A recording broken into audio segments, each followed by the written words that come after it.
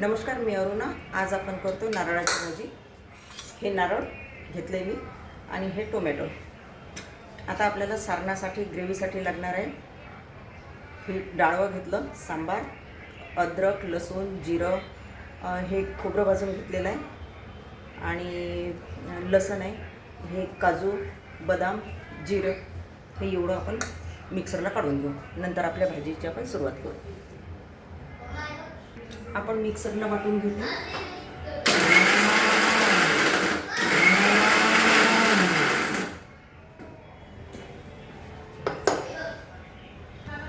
आपलं तेल तापलेलं आहे। आपण आता मोहरी टाकत आहे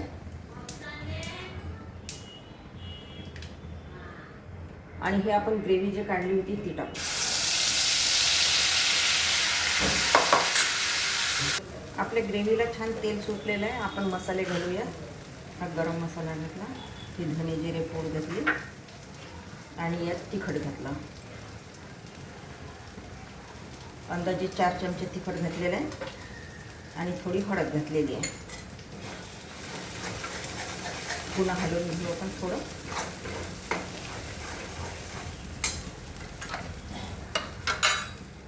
आणि हे आपण खोबरं जे खिसलेलं होतं हे या तेलामध्ये छान भाजून घेऊ।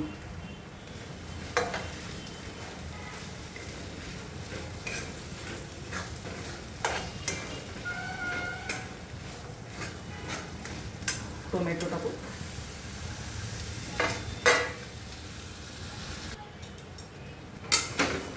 छान तेल सुटलेलं आहे।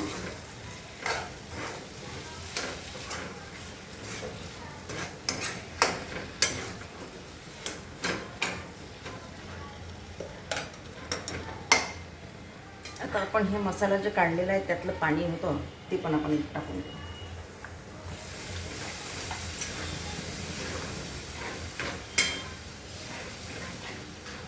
थोडा वेळ आपण ह्याच पाण्यामध्ये शिजवली बटाटा म्हणजे टमाटा वगैरे होऊ देऊ। आपण आपल्या भाजीमध्ये आता नेहमीप्रमाणे गरम पाणी घालू। ठेवलं होतं मी बाजूला।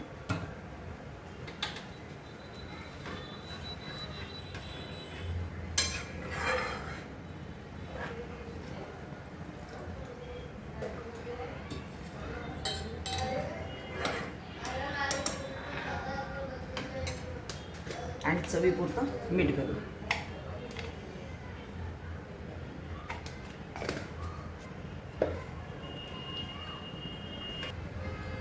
आता आपण गार्निशिंगसाठी थोडासा सांबार टाकून देऊ। भाजी झालेली आहे आपली।